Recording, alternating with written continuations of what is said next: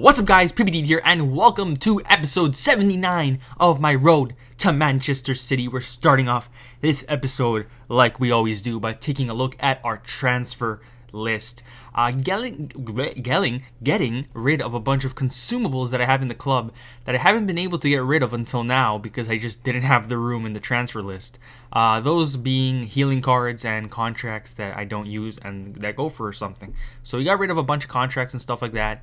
And then we went ahead and bought some investments. And these investments are Spanish high-rated players in the Premier League that aren't too expensive. Now, those three are Fabregas, Santi Cazorla, and the other one is escaping me right now. But I did also buy some Oblaks, another high-rated that isn't too expensive. And now, the reason I bought these guys was because I have a feeling that there's going to be player SBCs like there was with Footmas starting on FUT Birthday, which is tomorrow or the day you're seeing this, Friday. And there's a player who's in contention for a potential player SBC, and that is David De Gea. Now, I found something interesting about De Gea being a candidate for one of the SBCs, and that is the fact that he is one of the best goalies in the league, as much as I hate to admit it. He's Spanish, which has nothing to do with it, but he's Spanish, so that's why I got some Spanish players. And he hasn't had a special card all year, which is crazy because, like I said, he's one of the best goalies in the league. So I feel like EA are going to want to give him a special card, so they're going to do an SBC, and just maybe you're going to need high-rated Spanish players. So that is why we went ahead and bought Fabregas and Santi Cazorla.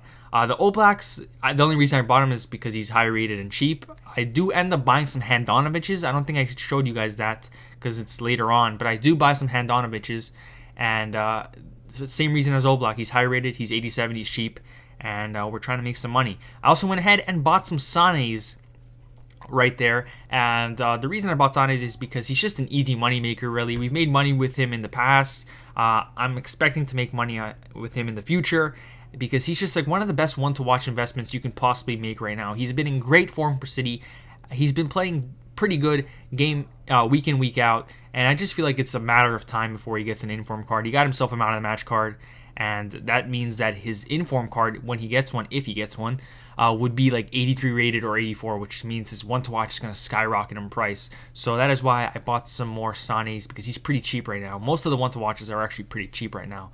So I bought some more, and we play this weekend, which hopefully he does something good in it and maybe grabs himself a goal. We get a win, and all is good in the world. We make money, and City gets 3 points. But yeah, we went into a Division 2 game.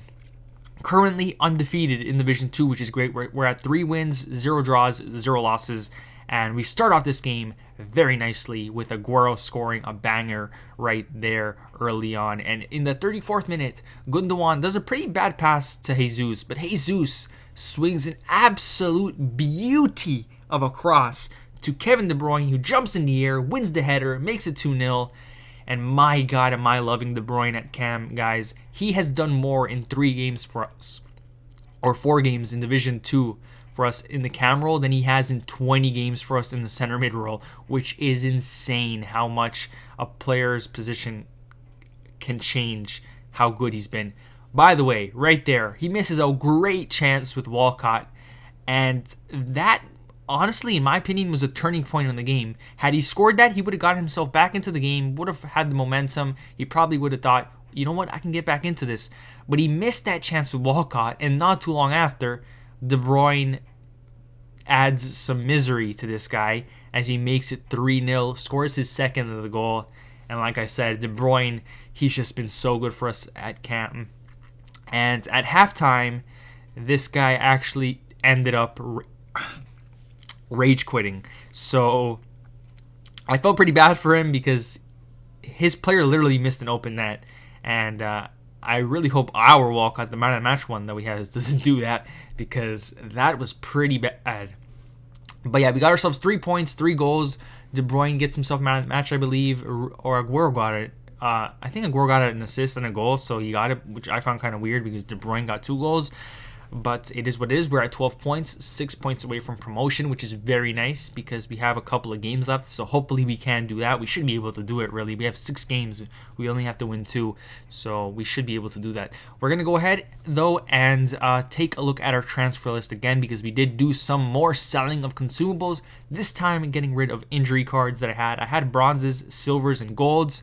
I had a lot of bronzes, though, because of the bronze pack method, and I've been hoarding them because I get injuries every so often and I use them. But then I took a look at how many healing cards I actually have in the club, and I have more than enough for like every injury that I don't need the all injury ones. So I got rid of those, and it's pretty nice because they go for a nice amount of coins. I did buy some more Sanes. I wanted to have 5 in total, 6 including the one we have in the club.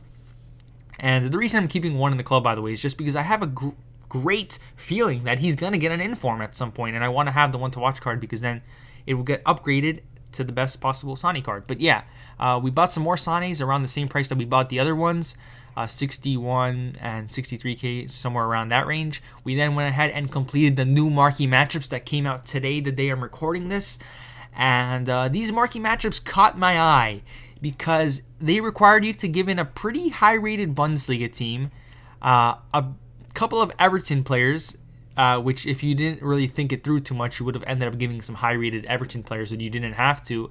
And you also had to give in some Tippeligaen players, which is the Norwegian league. And I found that kind of interesting because I feel like those are players we're going to be needing in the future.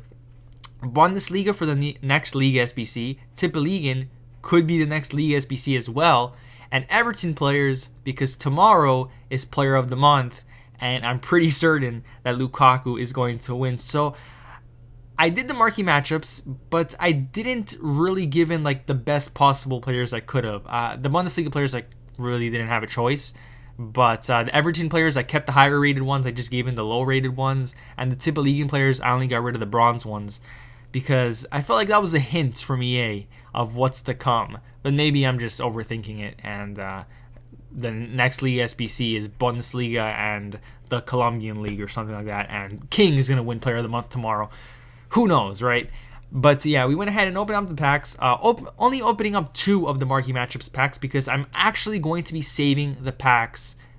I said this before with the 100k packs, but I'm also going to be saving every pack that's worth 15k or more for Team of the Season, so we can have a huge episode, probably going to be the whole episode later on in the month, where we open up a crap load of packs that we've been saving for Team of the Season. Now, the majority of those packs are going to be horrendous because I'm no longer going to be playing FUT Champions in April, but we're going to have some decent packs here or there. We actually get a 45k pack for completing the marquee matchups, so that isn't too bad. Not to mention that we will also be completing more teams as time goes on, so we're going to have a lot of decent packs, a lot of crap packs, but hopefully we can at least get one team of the season during that pack opening. But yeah, that is pretty much that for the packs. I was going to open those, but I actually Googled what type of packs they were. Turns out one of them is a 15k pack, the other one's a 25k, and the other one's a 45k pack. So definitely some packs I want to hold on to. Speaking of packs that I want to hold on to, we went ahead and claimed our FUT Champions rewards. We got Gold 1 this week after a rough weekend, and I said, yeah, we're going to hold on to the 100k packs. Obviously, if we're going to hold the other ones, why wouldn't we hold on to the 100k packs? I'm going to do my best this weekend to not accidentally open it up. I actually had somebody mention something that I thought, oh my god, that's the way I'm going to avoid myself from opening up those big packs. Once I want to go ahead after like a tight game, I usually go ahead and open up some bronze packs. What I'm going to do is, after a tight game, I'm going to exit Ultimate Team and get on the web app and open the bronze packs, because that way it's easier to avoid me opening up the 100k packs and stuff like that by accident. So that is what I'm going to try this weekend, and hopefully it works well, because I really don't want to accidentally open up the 100k pack like we did last time with the Elite pack. But we went into another game trying to get our 5th win over here, and our opponent put down his controller 2 minutes in, and I found that pretty weird. The game was actually pretty laggy, and I was like, oh no, this is going to be terrible. We might get our first loss. I hate this lag. But our opponent dropped his controller. We took advantage of it, and De Bruyne, just keeping on his goal streak over here, makes it 1-0 early on. After that, he did pick up his controller and start to play, but over here in the 28th minute, we go on a counterattack with De Bruyne, and oh my god, guys, I'm loving this De Bruyne card. I don't know if it's just luck that he's been playing good these few games, but he has been unreal these past few games at Cam, and I'm just absolutely loving every second of it. And he actually rage quit after that, and I don't blame him. I was actually pretty happy that he rage quit because that lag was unbearable, and I don't know what's going on, and it's not even FUT Birthday yet, so tomorrow is going to be very fun playing FUT Champions during that. But that is going to conclude this episode of my road to Manchester City, guys. Thank you so much for watching episode 79. Next episode, we're going to be doing some SBCs. We're also going to be doing the draft, obviously, because it's episode 80. But that is pretty much it, guys. Thank you so much for watching. My name is Pippideed, and I'm out.